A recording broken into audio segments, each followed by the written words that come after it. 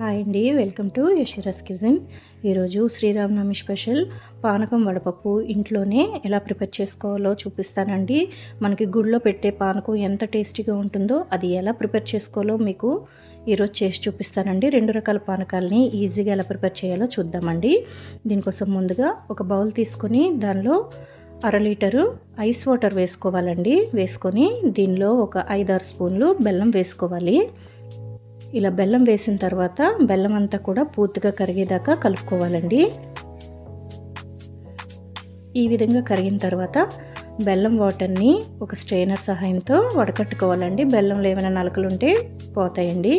ఈ విధంగా వడకట్టుకున్న తర్వాత దీనిలో 1/2 టీ స్పూన్ మిరియాల పొడి వేసుకోవాలి. అలాగే 1/2 టీ స్పూన్ యాలకుల పొడి వేసుకోవాలండి. వేసుకొని ఫ్రెష్గా ఉన్న తులసాకులు ఒక 4-5 వేసుకోవాలి. వేసుకొని బాగా కలిసేలాగా కలుపుకుంటే మనకి గుళ్ళో పెట్టే పానకం ఈ విధంగా తయారు చేసుకుంటారండి. ఈ పానకం మనకు రెడీ అయిపోయిందండి. దీన్ని పక్కన పెట్టేసుకొని ఇప్పుడు వేరొక బౌల్ తీసుకొని దానిలో ఒక 1/2 లీటర్ వరకు కూలింగ్ వాటర్ వేసుకోవాలండి.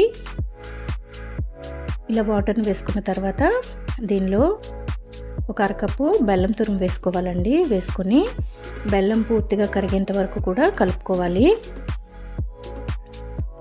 ఈ విధంగా కలుపుకున్న తర్వాత బెల్లం వాటర్ని వడకట్టుకొని ఇలా బౌల్లో తీసుకోనండి.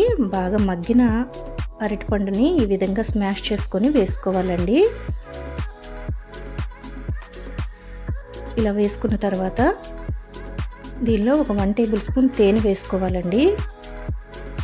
అలాగే ఒక 1 టేబుల్ స్పూన్ ఆవు నెయ్యిని వేసుకోవాలండి.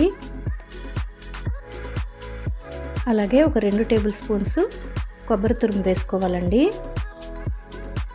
వేసుకొని ఒక 4-5 తులసాకుల్ని వేసుకోవాలండి. వేసుకొని వీటన్నిటిని కూడా బాగా కలిసేలాగా కలుపుకోవాలండి. ఇంతే అండి.